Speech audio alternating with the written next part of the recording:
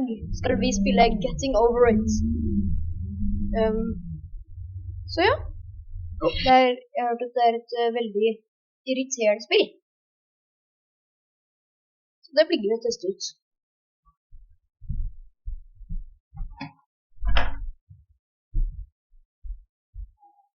Ok.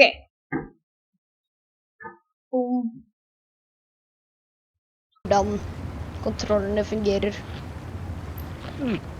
Litt. Ok. Til nå ikke så vanskelig. Men det blir nok mye. Oi, ja.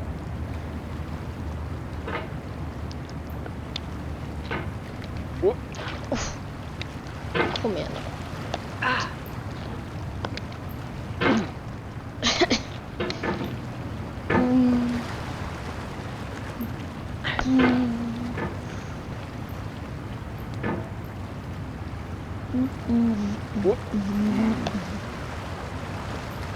There's no feeling more intense than starting over. If you deleted your homework the day before it was due, as I have, or if you left your wallet at home and you have to go back after spending an hour in the commute. If you won some money at the casino and then put all your winnings on red but it came up black. If you got your best shirt dry cleaned before a wedding and then immediately dropped food on it. If you won an argument with a friend and then later discovered that they just returned to their original view. Starting over is harder than starting up. If you're not ready for that, like if you've already had a bad day, then what you're about to go through might be too much. Feel free to go away and come back. I'll be here. En av videoene mine ble nettopp fikk ikke tatt opp lyden. Så jeg kunne ikke. Så da ble det dette her I stedet for. Når han bare snakket om å starte på nytt. Thanks for coming with me on this trip. I'll understand if you have to take a break at any point. Just find a safe place to stop, quit the game. Don't worry, I'll save your progress, always. Even your mistakes. Det en bra ting at du lagrer feilene mine? This game is a homage to a free game that came out in 2002, titled Sexy Hiking. The author of that game was Jazuo, a mysterious Czech designer who was known at the time as the father of B games. And B games are rough assemblages of found objects. Designers slap them together very quickly and freely, and they're often too rough and unfriendly to gain much of a following. They're built more for the joy of building them than as polished products. In a certain way, Sexy Hiking is the perfect embodiment of a B game. It's built almost entirely out of found and recycled parts, and it's one of the most unusual and unfriendly games of its time. In it, your task is simply to drag yourself up a mountain with a hammer. And that act of climbing, in the digital world or in real life, has certain essential properties that give the game its flavor. No amount of forward progress is guaranteed. Some cliffs are too sheer or too slippery. And the player is constantly, unremittingly in danger of falling and losing everything.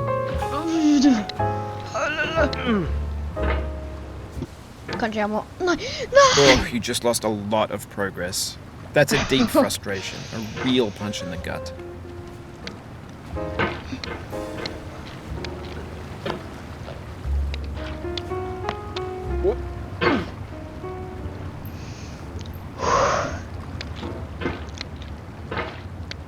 Kanskje det hadde vært bedre med mindre sens her.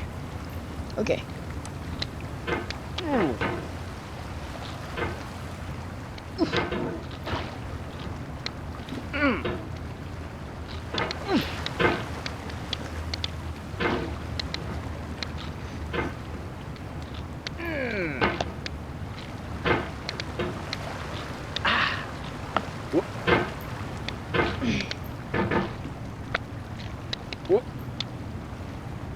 Der ja.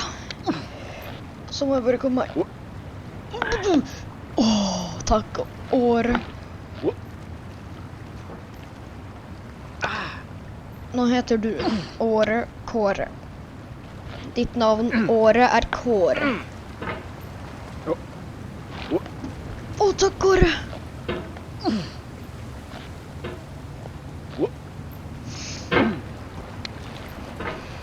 Ok, trenger mer sens.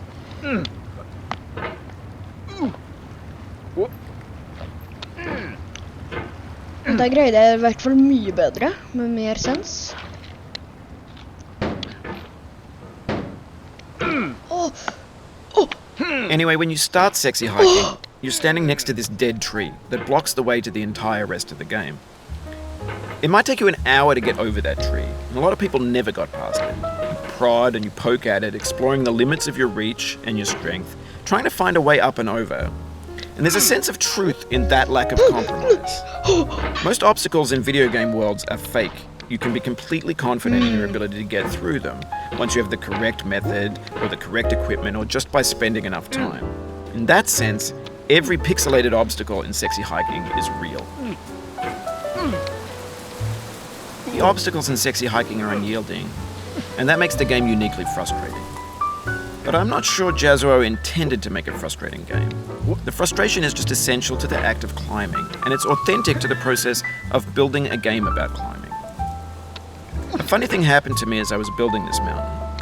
I'd have an idea for a new obstacle, and I'd build it, test it, and it would usually turn out to be unreasonably hard. But I couldn't bring myself to make it easier. It already felt like my inability to get past the new obstacle was my fault as a player rather than as a builder. Imaginary mountains build themselves from our efforts to climb them, and it's our repeated attempts to reach the summit that turns those mountains into something real. Oof, sorry about that.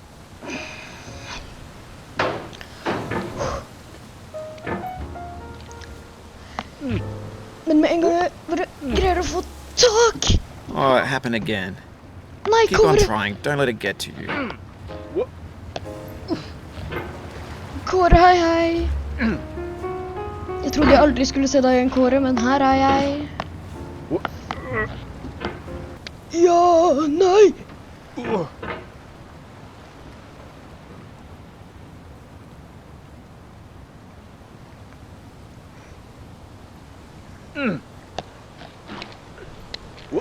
Nei, ikke igjen.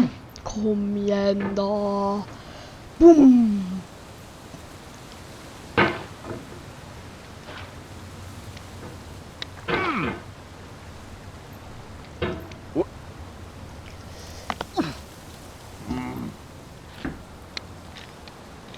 Nei, kom. Åh, hver gang. Boom,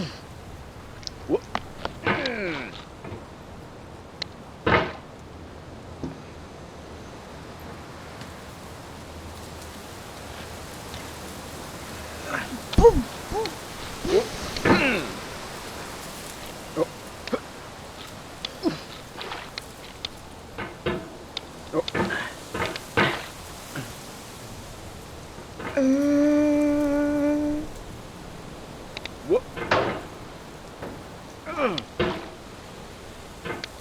Hvis jeg bare ikke hadde hoppet ned her først, så hadde jeg allerede greid dette her.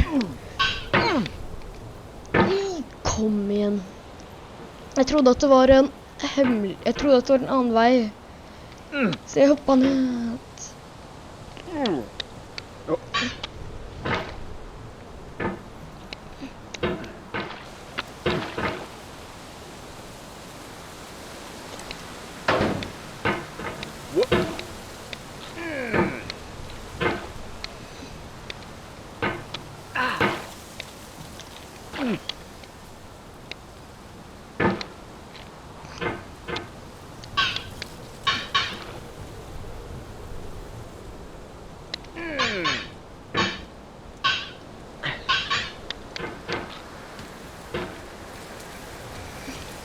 When you're building a video game world, you're building with ideas.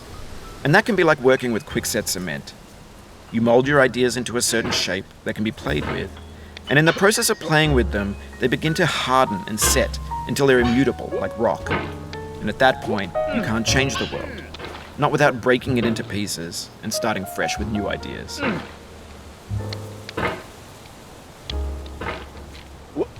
It's possible. Just do what you did the first time. Nei! I feel within me a peace above all earthly dignities, a still and quiet conscience. William Shakespeare. Ok. Kommer til å si en sånn quote hver gang jeg faller ned. Kåre, det er deg igjen.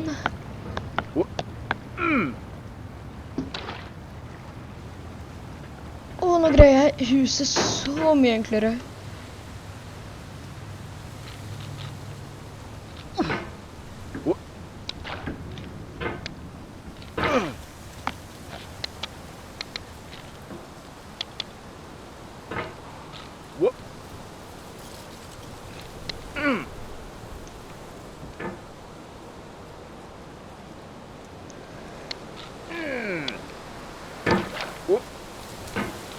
Jeg er tilbake.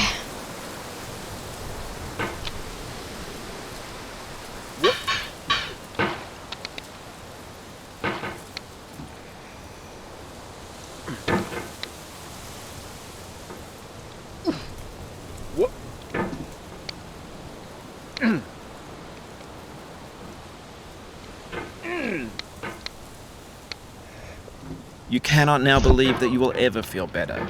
But this is not true. You're sure to be happy again. And knowing this, truly believing it, will make you less miserable now. Abraham Lincoln.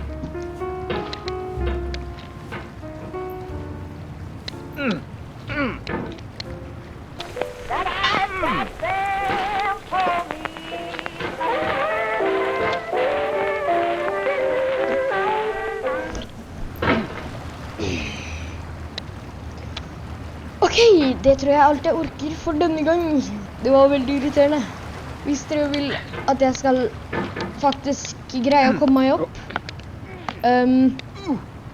si ifra hvis det er noe kommentarfelt, si ifra om det. Men ja, dette her var veldig irriterende.